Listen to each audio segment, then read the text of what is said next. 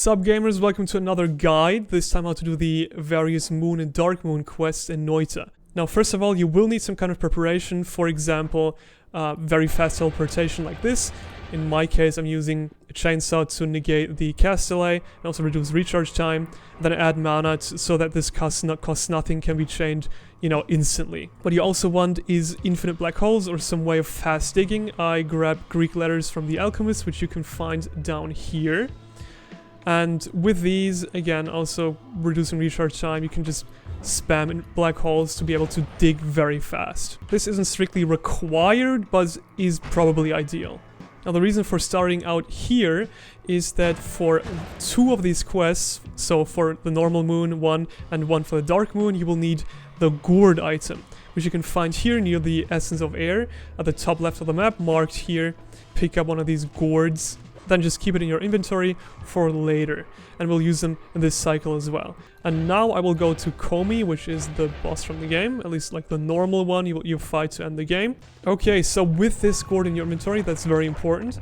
You go to Mr. Kolmi, and once you fly next to him, he's gonna transform into a gourd. Fantastic, that's also one of the other secrets anyways. And honestly not sure if you have to activate him, I'm just gonna do it anyways because it's easier. And then we're just gonna yeet myself out of this and go away, back up the map, because we just need to have him loaded in.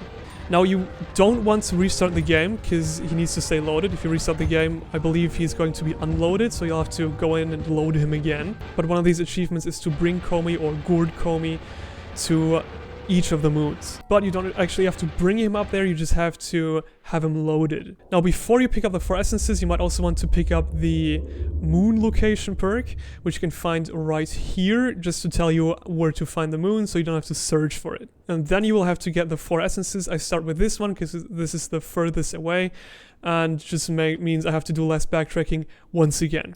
And what you also will have to have is immunities, namely for this one explosion immunity and for the other ones fire immunity. And now that we have the first essence, the earth essence, I will start going to the air essence. Okay, I missed it slightly, so let's just go to the bottom of it, go slightly right, and then go up, and somewhere around here we should be able to find the altar, hopefully. Yep, there it is. Pick up the essence of air. This one isn't too bad, it just pushes air away from you. Okay, from here you go basically straight down, slightly to the left, so you land not in the lake just yet, but on this island. So you go down here and pick up the essence of fire, which you will need fire immunity for. Then you go into the lake and go down a whole lot to the very bottom of the lake. If you have water and you don't have the water breathing perk, just dig a hole right next to the lake and, from there go to the bottom. This wasn't exactly the best angle. Keep going down. This is the 5th essence. Depending on the run, you don't need to pick this up. I'm not going to pick it up. I already have this one, or I had this one in a run with the moon. This is the essence of spirits. You only need this one once and only for the normal moon, not for the dark moon. And because I've already done this, I'm not gonna... Oh my god, Kolmi is here. Okay, let's just... And now I'm gonna keep going down. This is one of the tunnels I dug to go to the next essence. You don't have to dig these exact tunnels because these also go through lava. You can dig better tunnels, but this is just what I found to be easiest with the stuff I have. What also helps, for example, here is to be able to lava to blood, or also the ice freeze charge to be able to go through lava and freeze it or make it into blood. Here we have the essence of water, and its name is Lie. You will lose lava now. And before you go up again, you will have to go down more, because we want to first go to the dark moon. If not, you can just go upwards once again, but I want to go to the dark moon first, so let's go down a long while. And because this is kind of busy, kind of annoying, lots of enemies, lots of ground to cover, I dug a tunnel as well. You don't have to, but unless you're really OP, you might want to do it anyways. And now once you reach the last shop, which I think this one is, yep, you just keep going right. You can see it on the map as well. And you will find the dark moon. If you've done it correctly with Gourd Kolmi, you should see these guys spawn, which are pretty damn annoying. I will run away, I don't want to fight them. That's it, you've done the dark moon part of it. Now we'll go up again. The other one you can unlock by going there with the 4 essences, except without having activated Gourd Kolmi. But again, you will have to do this in another game or another new game plus cycle. Now we need to go to the moon. You see I have this location, so I'll just go slightly right, somewhere around here, and then I'll go up. Except I want to go a bit more to the right so that I don't have to fly through all of these clouds, I think. If you don't have all immunities and armor, this might go slightly worse. I would also recommend avoiding these things by going slightly to the right or left. And once you did fly for quite some time, you will be able to reach the normal moon, which is right here. You'll have to dig through it. Your explosions will have to, you know, will do it anyways for you. And then go to the center of the moon once again, of the normal moon. And there we go. The gods are confused. What is that? This thing is turning into healthium.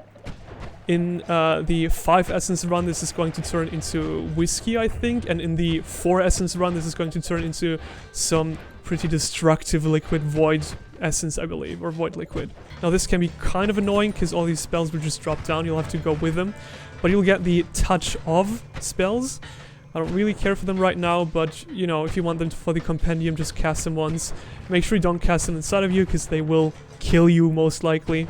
Now, the run isn't over just yet, because you have all of this shit still going on around you, and you probably don't want this. So you can go to either the desert or the snow area on the surface of the map to pick up an orb, or to destroy an orb, which can then remove all of these spirits. Now we go past the temple. And here we should be able, exactly here, to see this orb, the Essence Eater. Just destroy this one, and now the air trembles, you're safe again for now. And as you can see, all of your essences have transformed into their respective stones. You can pick them up, all of them will have different effects. You probably don't actually need them unless you are out for a different secret quest, no spoilers here. Now that you have gotten rid of the essences, you can start a new game plus cycle or a new game to be able to do the other moon quests. You only have to do one more for the dark moon, which is the normal 4 essences without Kolmi. You have to do the moon without Kolmi, and then you have to do the moon with 5 essences. One final thing to mention is if you're looking into doing the sun quests, you want to do the moon quest first, because if you've done the sun quest, doing the moon quest is going to be significantly more difficult with suns in your way. With that said, I hope this guide was helpful. If so, leave a comment telling me it was, leave a like. If you have any questions, feel free to ask away. And otherwise, I hope you have a nice day, and bye!